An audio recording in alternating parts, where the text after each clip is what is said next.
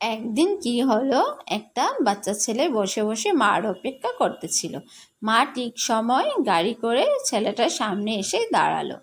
তারপরে গাড়ি থেকে নামলো, ছেলেটার দিকে যেতে থাকলো। তারপরে ছেলেটাকে দেখে ব্যাগ খুলে একটা সুন্দর একটা ঘড়ি ছেলেটাকে দিল। ছেলেটা ঘড়ি পেয়ে তো খুবই খুশি। তারপরে মা আদর করে ঘরের ভিতরে চলে গেল। এমন সময় বাচ্চা ছেলেটি শয়তানামি বুদ্ধি এলো। ভাবলো আমি একটু গাড়ি চালিয়ে দেখি তো, মাঝে চালায়, আমি একটু চালিয়ে দেখি তো বলে ও চালাতে শুরু করলো। যেই হ্যান্ডেলটা কি ও দেবে, গাড়িটা অটোমেটিকলি চলে যাচ্ছে। ছেলেটা তো ভয়ে চিৎকার দিচ্ছে, মা মা মা বলে। মা হঠাৎ এসে, আরে আমার ছেলেটা তো গাড়ি চালিয়ে যাচ্ছে। পরে একদম ধাক্কা দিয়ে গাড়ির নিচে ইটটা রাখে, তারপরে দরজা খুলে ছেলেটাকে আদর করতে লাগলো। বাপরে, এত বড় বিপদ হতে ছিল। তারপরে মাটা গাড়িটাকে ঠিক করে রাখলো আর যাতে গাড়িটা চলে না।